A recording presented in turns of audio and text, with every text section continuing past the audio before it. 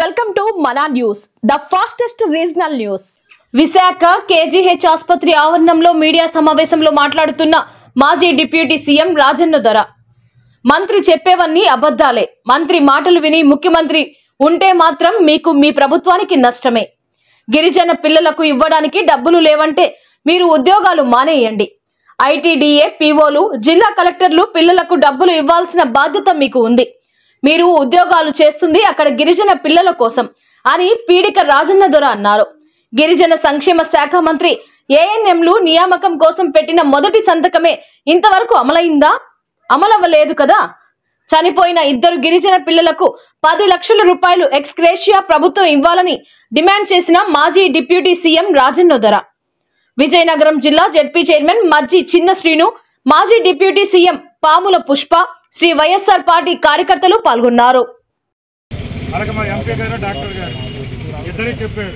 దాన్ని కూడా మా జడ్పీ చైర్మన్ గారు విన్నారు, మీరు చూస్తున్నారు. అదంతా వాస్తవం. నేను ముఖ్యంగా చెప్పేదంటే చనిపోయిన వాళ్ళిద్దరు పేద పిల్లలు, గిరిజన పిల్లలు కాబట్టి 15 లక్షలు ఎక్స్గ్రేషియా మాత్రం గౌరవ ముఖ్యమంత్రి గారు గ్రాంట్ చేయాలి. మంత్రి గారి పెట్టుకుంటే ఏమీ జరగదు అక్కడ, మీ అందరికీ తెలుసు. అలాగే ఐటీడీఏ పీఓ పాడేరు గారు డబ్బులు కట్టలేదని అక్కడ వైద్యం చేసుకుని పిల్లలు కూడా వెళ్ళిపోమంటున్నారట. పీఓ గారు ఆలోచించుకోండి, మీరు గిరిజన పిల్లల కోసం మీరు అక్కడ ఉద్యోగం చేస్తున్నారు.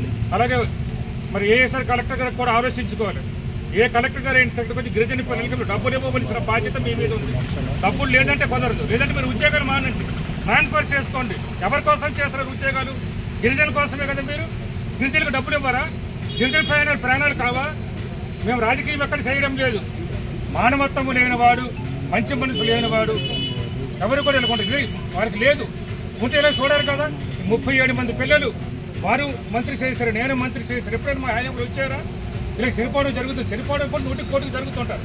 ఇంతమంది ఒకేసారి అంచెలంచెలుగా ఇంతమంది వస్తున్నారంటే ఇంకా పరిస్థితులు ఎలా ఉన్నాయి చూడండి.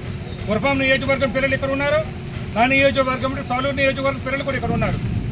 ఇటువంటి పరిస్థితులు చాలా దారుణంగా ఉన్నాయి. మంత్రి గారు చెప్పేవన్నీ అబద్ధాలే ఉంటాయి ఎక్కువ. ఏది చెప్పినా సరే నేను చాలాసార్లు ప్రెస్ మీట్లో చెప్పాను. కాబట్టి మంత్రి గారు మాటలు పట్టేసి ముఖ్యమంత్రి గారు ఉంటే మాత్రం మీ ప్రభుత్వానికి మరి మీకే నష్టం వస్తుంది. కాబట్టి వాస్తవాలు గమనించండి. గిరిజన ప్రాంతంలో ఏం జరుగుతుంది అందరి స్క్రీనింగ్ టెస్టులు చేయించండి అన్ని హాస్టల్లో పిల్లలకి. మొన్న మీరు సర్వే చేయించిన 2 రోజుల క్రితం నేను చెప్పాను చాలా బ్యాడ్గా ఉందని. మీ సర్వేలో నాకు సెల్ ఫోన్లో వచ్చింది. హాస్టల్ పరిస్థితి ఎలాగుందంటే హైకోర్టే చెప్పింది బాగులేదని, పరిస్థితి బాగులేదన్నారు. అలాగే ఈ మధ్య దర్శనాలకు వెళ్ళేటప్పుడు టీటీడీ ఎలా ఉందని బాగుందని చెప్పాను. నేను వ్యతిరేకంగా చెప్పలేదు. మరి దర్శనానికి వెళ్ళే టీటీడీ బాగుందని చెప్పాను. నేను అసలు అంటే బాగులేదని చెప్తున్నాం. మేము రాజకీయం చేయదలుచుకోలేదు. అందులో మా ప్రాణాలకి, మా పిల్లల ప్రాణాలకి, మా గిరిజన ప్రాణాలకి ఇంత దారుణంగా జరుగుతుంటే ముఖ్యమంత్రి గారు చూస్తున్నట్టుగా ఊరుకోవడం సమంజసం కాదు. మంత్రి గారి మీద పట్టుకుంటే మాత్రం మాటలకు మాత్రం పరిమితం. మీరు ఆలోచించుకోండి. ఆమె చెప్పేది ఒకటి, చేసేది ఒకటి. చెప్పేది ఒకటి జరగదు. మీకు తెలుసును కదా. నా మొదటి సంతకమే ఏం చెప్పారు? ఏఎన్ఎంలు వేస్తాను, నా బిడ్డలు, నా గిరిజన పిల్లలు వాళ్ళకి ఏ నష్టం జరగదు, నాకు నష్టం లేక భావిస్తాను అని మొదటి సంతకం పెట్టండి. ఆమె అమలైందా? ఏఎన్ఎంలు ఇంతవరకు అమలు కాలేదు. మొదటి సంతకం అమలు కాలేకపోతే మంత్రి ఎందుకండి అట్లేదు? చెప్పండి అట్లేదు. మేము ఎప్పుడైనా హామీలు చెక్కొట్టేసాము చెప్పని చెప్తాను. నేను చాలాసార్లు అడిగి ఈ రోజు ఇక్కడ అడుగుతాను.